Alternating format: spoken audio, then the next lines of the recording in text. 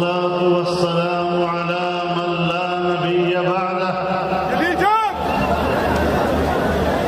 أما بعد فأعوذ بالله من الشيطان الرجيم بسم الله الرحمن الرحيم ما كان محمد أبا أحد من رجالكم ولكن رسول الله وخاتم النبيين صدق الله العظيم. جناب صدر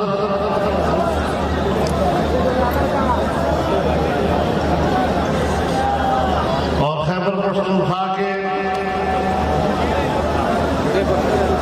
اس اجتماع میں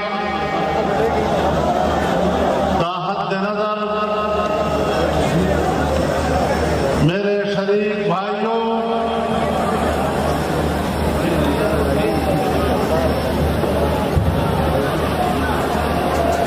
میں آپ کو مبارکباد پیش کرتا ہوں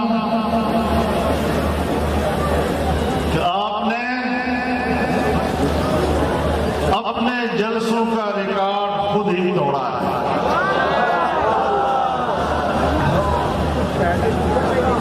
اور انشاءاللہ یہ سیلاب بڑھتا چلا جائے گا.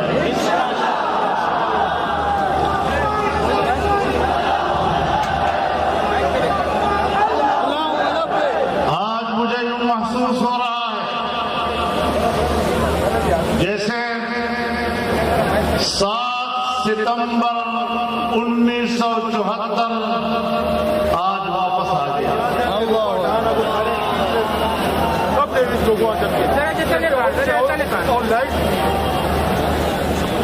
میں نے وہ ماحول سن 1974 کا اپنی آنکھوں سے دیکھا. سن 74 کی تحریک میں میں ملتان جیل میں رہا ہوں.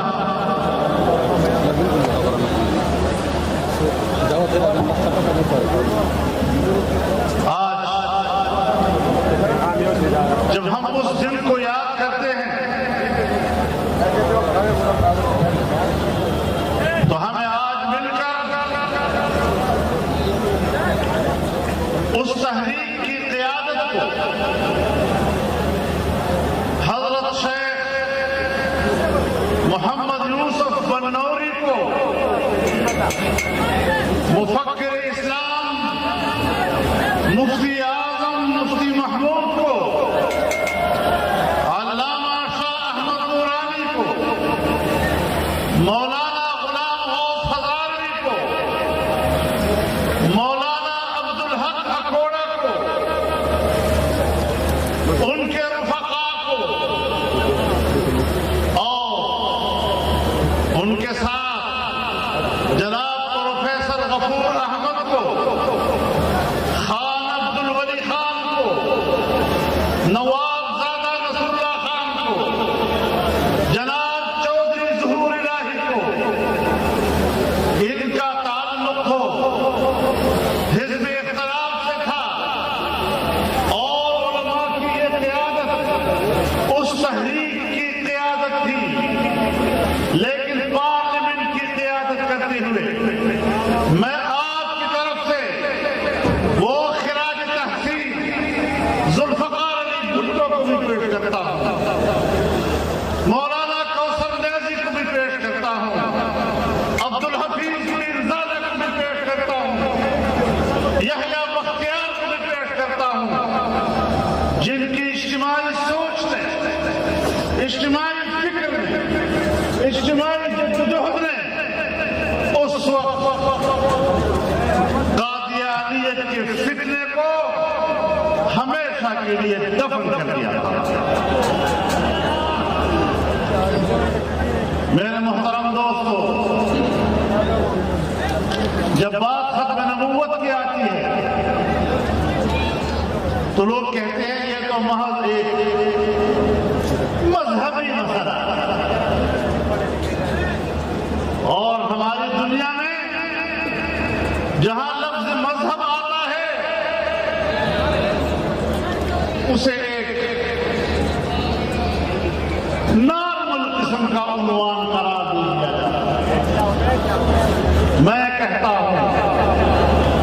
ختم نبوت سیاسی عنوان ہے۔ جناب رسول اللہ صلی اللہ علیہ وسلم نے فرمایا کانت بنو اسرائیل تسوسهم الانبیاء كلما هلك نبي خلفه آخر ولا نبي بعدي وسيكون بعد الخلفاء۔ رسول اللہ صلی اللہ علیہ وسلم نے فرمایا کہ انسانی معاشرے کے سیاسی نظام اور اس کی تدبیر و انتظام انبیاء کے ہاتھ میں ہوا کرتا تھا۔ بنی اسرائیل کے انبیاء سیاسی نظام ہاتھ میں لیے تھے، ایک پیغمبر جاتا تھا، دوسرا اس کے سیاسی نظام کو سنبھالتا تھا، اور اب میں آخری پیغمبر ہوں، اب دنیا کا سیاسی نظام میرے ہاتھ میں۔ اب بتاؤ ختم نبوت سیاسی عنوان ہے یا نہیں؟ اور تمام انبیاء کا عنوان ہے یا نہیں؟ اس بنیاد کو بھی سامنے رکھتے ہوئے ہمیں بڑی وضاحت کے ساتھ امت مسلمہ کو سمجھانا چاہیے کہ رسول اللہ صلی اللہ علیہ وسلم کے بعد ان کے خلفاء تو امت میں آ سکتے ہیں، لیکن ان کے بعد کوئی پیغمبر نہیں آ سکتا، کوئی نبی نہیں آ سکتا۔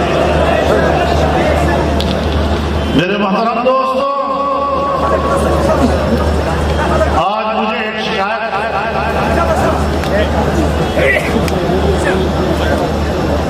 جب بھی کوئی ایسا واقعہ آتا ہے ہم نے رد عمل کو جرم کہا، فلاں نے قانون ہاتھ میں لے لیا ہے، اس نوجوان نے قانون ہاتھ میں لیا ہے۔ میں سوال کرنا چاہتا ہوں کہ جو میں یہ سوال کرنا چاہتا ہوں کہ پاکستان کے آئین کی روح سے، پاکستان کے قانون کی روح سے اگر کوئی ختم نبوت کا انکار کرتا ہے، اگر کوئی توحید رسالت کا ارتکاب کرتا ہے، یہ قانون کو ہاتھ میں لینا نہیں، اس کو جرم کیوں نہیں کہا جاتا؟ اور جب وہ عناصر جو پاکستان میں قانون کو ہاتھ میں لے کر ختم نبوت کا انکار کرتے ہیں، غیر مسلم ہوتے ہوئے اسلامی شعائر کو استعمال کرتے ہیں، توحید رسالت کا ارتکاب کرتے ہیں، تو پھر اگر اس کے خلاف رد عمل آتا ہے تو پھر اسی کو یہ کہنا کہ اس نے قانون ہاتھ میں لیا ہے، یہ پھر ذرا زیادتی ہوگی، یہ انصاف کا تقاضا نہیں ہوگا۔ اور میں پشاور کے وکلاء کو خراج تحسین پیش کرتا ہوں کہ انہوں نے اس نوجوان کی وکالت عدالت میں کی ہے اور اس کا مقدمہ لڑ رہے ہیں۔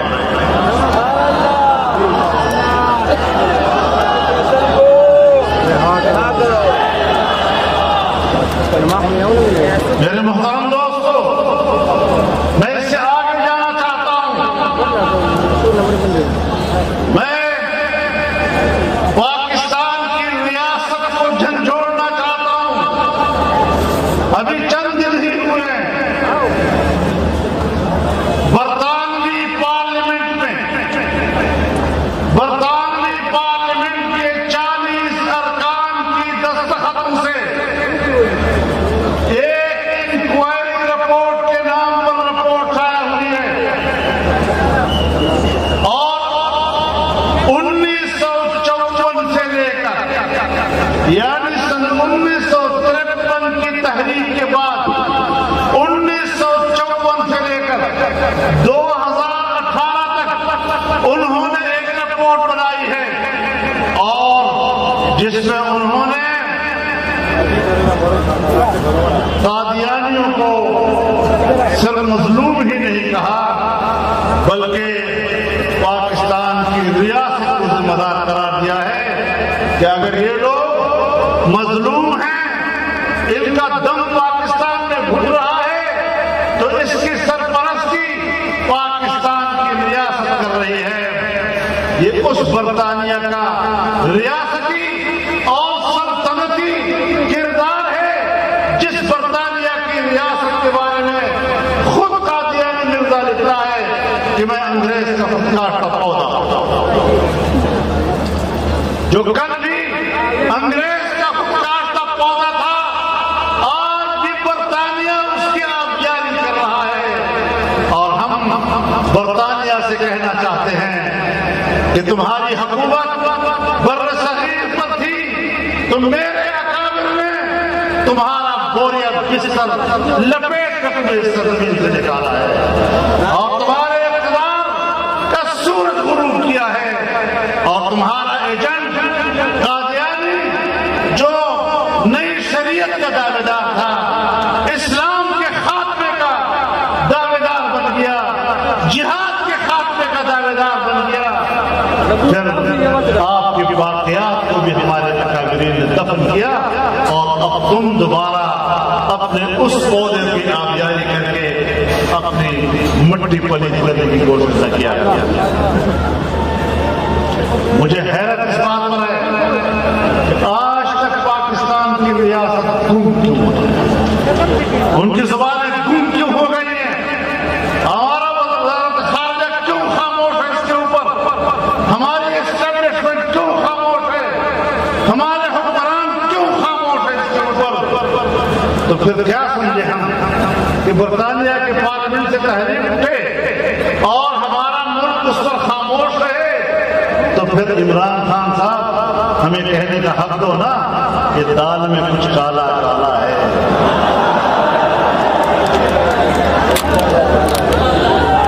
بلکہ دال سارا کا سارا ہی کالا لگتا ہے۔ نعرہ تکبیر!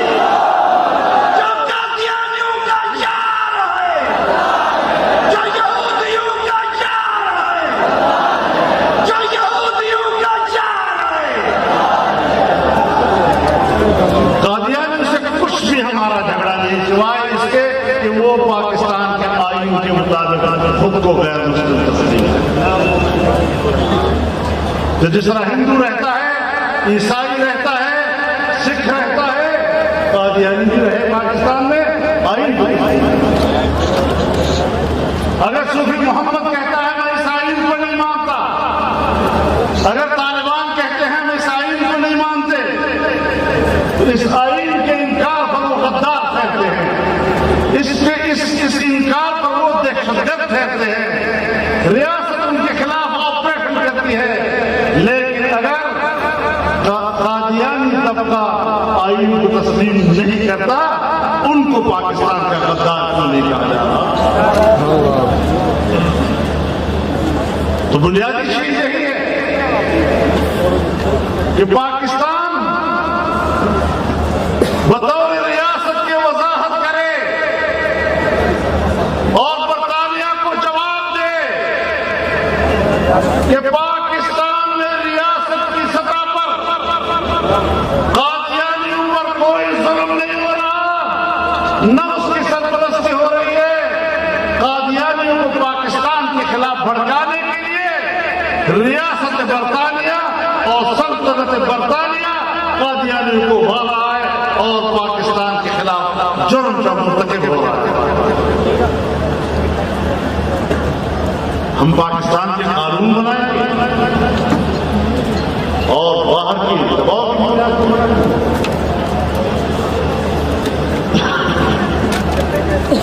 2 سال میں کوئی قانون سازی نہیں ہوئی، کوئی قانون سازی نہیں ہوئی 2 سال میں۔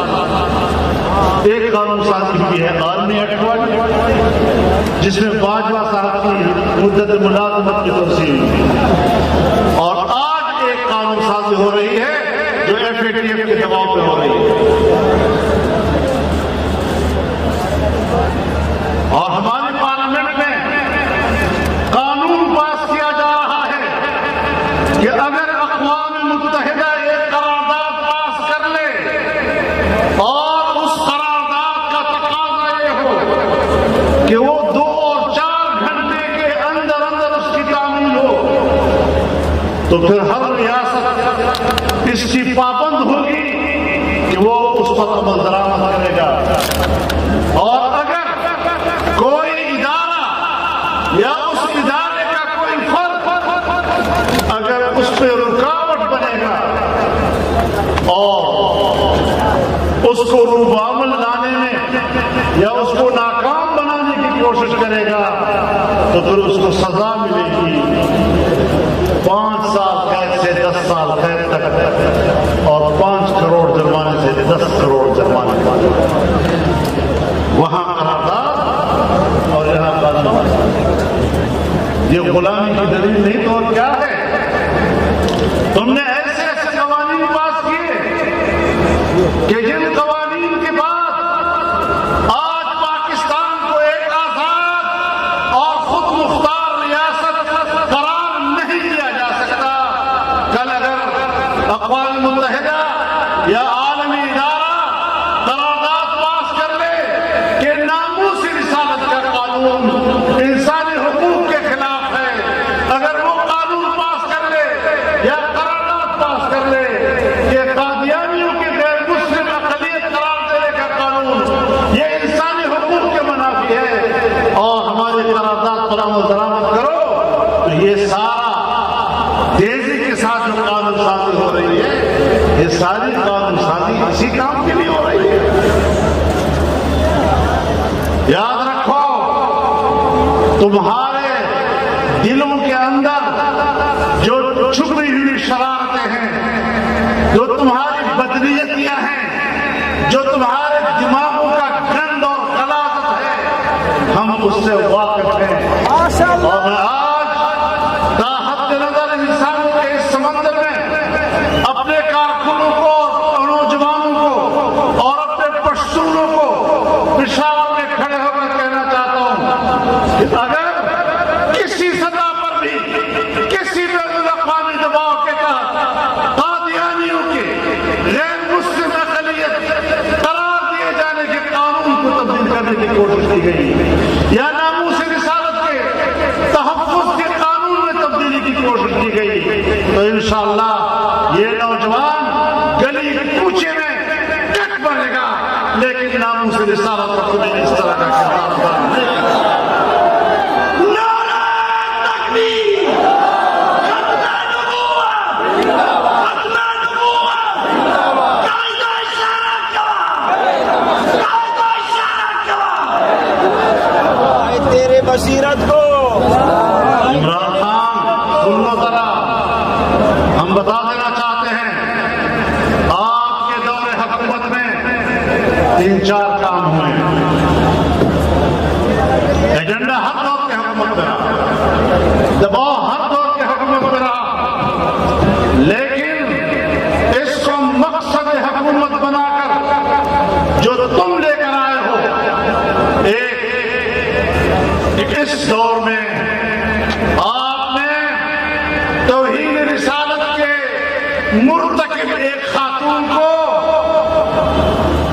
کتنے فخر کے ساتھ ملک سے باہر بھیجا۔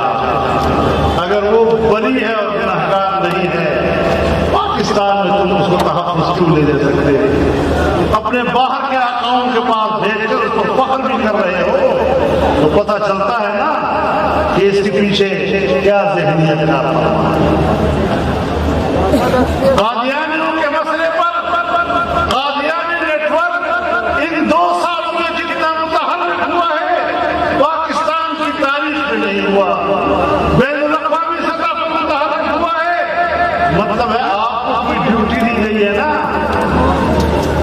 وقت آئے گا پھر آپ نے یہی کچھ کرنا ہے، لیکن سن لو ہم نے آپ کو ایسا نہیں کرنے دینا۔ ہم ہاتھ بھی نہیں مروڑیں گے، انشاءاللہ تمہاری گرد بھی مروڑیں گے انشاءاللہ۔ میرے محترم دوستو، نعرہ تکبیر! قادیانیوں کے جو شعار ہے! میرے دوستو، تیسری بات سن لو کہ پاکستان نے پہلی مرتبہ اسرائیل کو تسلیم کرنے کی تحریک میں اضافہ ہوا ہے۔ میڈیا کی سطح پر ہو، سیاسی محاذ پر ہو، ہر شخص اسرائیل کا وکیل بنا ہوا ہے اور کہتا ہے اسرائیل سے تعلق نہیں ہوگا تو آئیں گے یہ کہا۔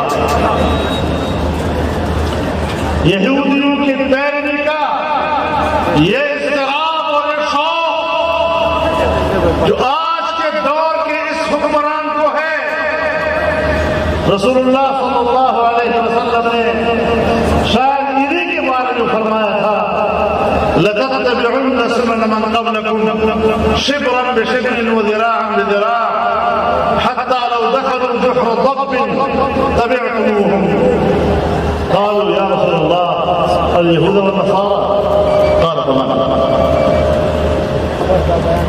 کہ تم پر ایک زمانہ آئے گا کہ تم پچھلی امتوں کی قدم قدم بالش بالش اس طرح پیروی کرتے ہوئے نظر آؤ گے کہ اگر وہ گوہ کی غار میں بھی گھسنے لگے تم وہاں بھی ان کے پیچھے چلتے رہو۔ وہ جو سمسرے بغا کرنا اور درد کو بدلنا ہوتا ہے۔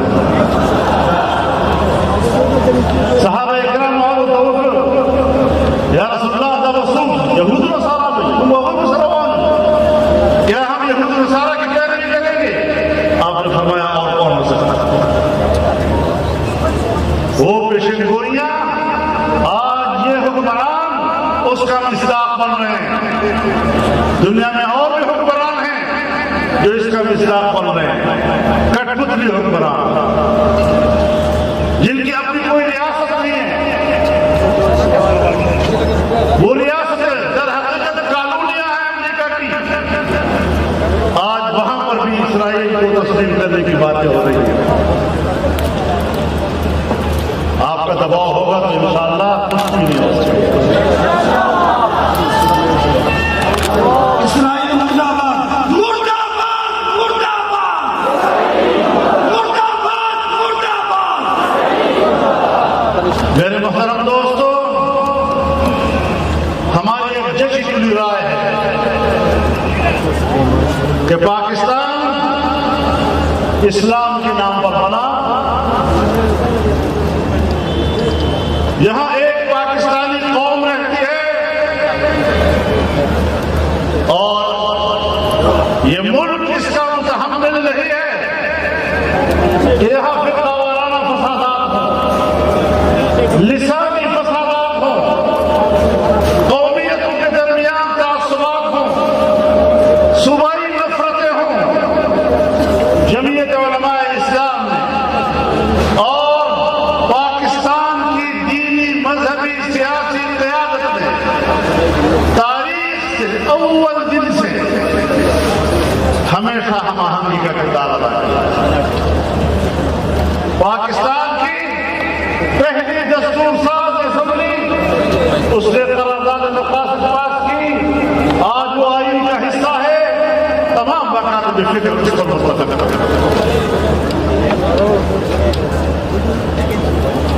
سن 1951 میں تمام مکاتب فکر کے علماء کرام نے 22 اسلامی دفعات پر اتفاق کیا، آج اس کو اتفاق ہے، کسی مکتب فکر نے اس سے اعتراض نہیں کیا۔ سن 1973 کے آئین اور اس آئین کے اسلامی دفعات پر تمام مکاتب فکر کا اتفاق ہے، کسی کا اعتراض نہیں۔ ختم نبوت کے حوالے سے ترمیم آئی، تمام مکاتب فکر کا اتفاق ہے، کسی کا اعتراض نہیں۔ ناموس رسالت کا قانون آیا، تمام مکاتب فکر اس پر متفق ہیں اور آج بھی کسی کا اختلاف نہیں۔ اسلامی نظریاتی کونسل بنی، اس کے تمام سفارشات آج بھی متفقہ ہیں اور کسی مکتب فکر کا ان سفارشات میں اختلاف نہیں۔ لیکن پھر بھی یہاں پر مسلکی فسادات ابھارنے کے لیے ان کو کو کہیں نہ کہیں سے موڑے ہو جاتے ہیں، کوئی عمل کی صورت میں اور کوئی رد عمل کی صورت میں۔ اگر کوئی شخص سر بازار صحابہ کرام کے خلاف بازاری زبان استعمال کرتا ہے، پاکستان کے 70 سالوں میں ہمیں بھی کچھ تجربہ ہو گیا ہے کہ اس کے پیچھے کون کا فرما ہوتا ہے۔ میں بار بار ایک بات کہتا ہوں کہ دنیا میں جو دہشت گردی کے خلاف جنگ، یہ کس کی ضرورت ہے؟ ہماری ضرورت نہیں، مسلمانوں کی ضرورت نہیں ہے، پھر بھی جب ہے کیوں ہے؟ امریکہ اور مغرب کی ضرورت ہے، وہ پوری دنیا کی معیشت کو قبضہ کرنا چاہتا ہے اور پوری دنیا میں فوجی مہم جوئی کرنا چاہتا ہے تاکہ وہاں کے وسائل پر اس کی رسائی ہو اور اس پر قبضہ کرے۔ جنگ اس کی ضرورت ہے، لیکن بدنام مسلمانوں کا نوجوان پروپیگنڈا ان کے خلاف ہے۔ اسی طرح میں کہنا چاہتا ہوں کہ مشرقی جنگ مکاتب فکر اور مختلف مسالک کی خواہش نہیں ہے، یہ ان کی ضرورت نہیں ہے۔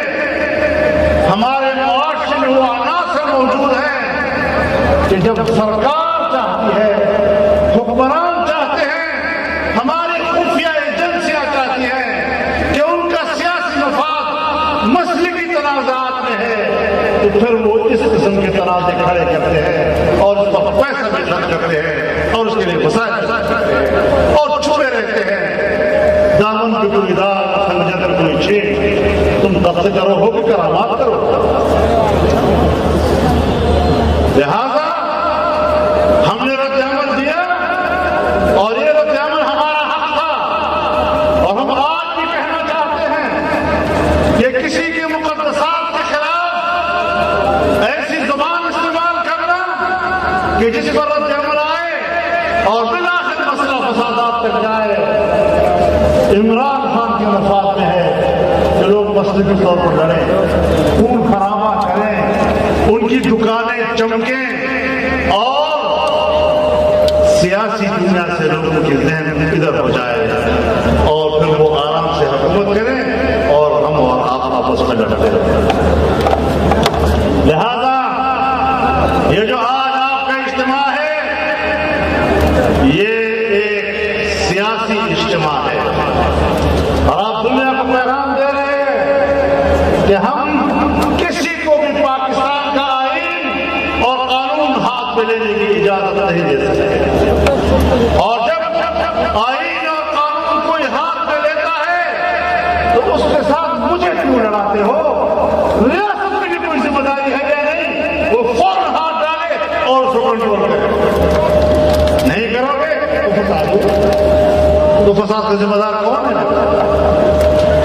لہٰذا ان چیزوں کو جمعیت علماء اسلام نے اور مجلس اعظم نے ہمیشہ کنٹرول کیا ہے، اور آج بھی ہم فسادات کی طرف نہیں جانا چاہتے، خون ریزی کی طرف نہیں جانا چاہیں۔ ہم ایک خاص حد میں رہ کر قانون کا حق استعمال کرنا چاہیں گے اور اس سے زیادہ ملک کو فساد کی طرف لے جانا، قتل و غارت گری کی طرف لے جانا اور اس کو سوائے جذبات کی تسکین کے ماضی میں بھی بہت ہمارے 20,000 تک نوجوان کسی مسئلے کی تنازعات میں شکار ہو گئے، اس طرف سے بھی یہی ہوا، کیا نتیجہ نکلا؟ لیکن میں حکمرانوں کو بتانا چاہتا ہوں کہ پاکستان کا اور خیبر پختونخوا کا اصل مینڈیٹ یہ ہے جو یہاں اس جلسے میں بیٹھا ہوا ہے۔ اس اجتماع میں تا حد نظر انسانوں کا سمندر، یہ اس صوبے کا مینڈیٹ ہے، یہ وہ مینڈیٹ ہے جس کو 2018 کے الیکشن میں تم نے چوری کیا۔ میرے نوجوانوں، آپ اپنے اجتماع کو دیکھیں، پورے صوبے سے جس طرح فوج در فوج لوگ کھنچتے چلے آئے، آپ کو کسی نے پیسے تو نہیں دیے, کسی نے کرایہ تو نہیں دیا, نہ آنے کا اور نہ جانے کا. تمہارے دل نے کہا کہ ہم نے جانا ہے, تو پھر سمجھ لو کہ اس سوریہ کی حکومت آپ ہیں, وہ نہیں جو حکومت کے مراکز ہے.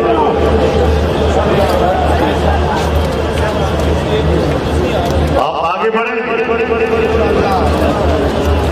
تو اسرائیل کو تسلیم کرنے کا منصوبہ خاک ہو جائے گا.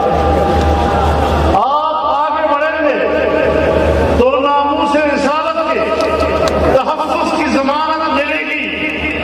آپ آگے بڑھیں گے تو ختم نبوت کے منکرین کے منصوبے اور ایسا دوانیاں مان پڑ جائیں گی, بے اثر ہو جائیں گی. ہم نے جہاد سمجھ کر آگے بڑھنا ہے, اپنی سیاسی حکومت کو بڑھانا ہے. یاد رکھیں, جب اسلام کو تکلیف آئی, جب ناموس رسالت پر حملہ ہوگا, جب ختم نبوت پر حملہ ہوگا, جب شعائر اسلام پر حملہ ہوگا, جب پاکستان کے نظریے پر حملہ ہوگا, تو نہ آپ کی اسٹیبلشمنٹ, نہ آپ کی بیوروکریسی, نہ آپ کے سیاستدان, نہ آپ کے جاگیردار اور سرمایہ میدان میں آئیں گے. یہ آپ کا کام ہے, آپ کا مقصد زندگی ہے, اور اس کے لیے آپ کی میدان ہے. وہ تیار ہیں یا نہیں آپ کو؟ نعرہ تکبیر! لبیک لبیک! لبیک لبیک! مذہب دشمن حکمران نامنظور, مذہب دشمن حکمران, وطن دشمن حکمران, اسلام دشمن حکمران. ہم نے اس ملک میں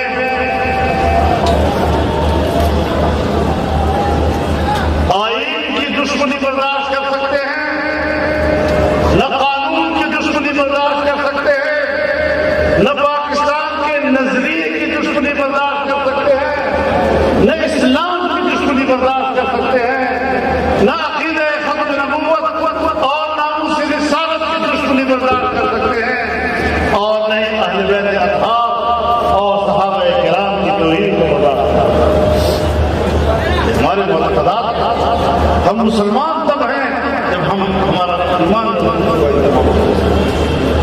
آپ یہی سے ہدایات لیں گے. آپ کو ایک صحیح, حقیقی اور پاکستان کے مقصد سے عین مطابق راستہ دیا جائے گا, رہنمائی دی جائے گی, اور انشاءاللہ دنیا بھر کی سازش ہوتے ہیں ان کو ہم شکست دیں گے. اسے پاکستان کے اداروں میں ہم بتا دینا کہ یہ کام معنی کیا کرتا ہے. انسان بن جاؤ. پاکستان کے عوام کا ایک عقیدہ ہے, پاکستان کا ایک مقصد ہے. تمہارے ریشہ دوانی کو ہم جانتے ہیں, تم کس راستے سے, کس طریقے سے اس ملک میں فسادات پیدا کرتے ہو,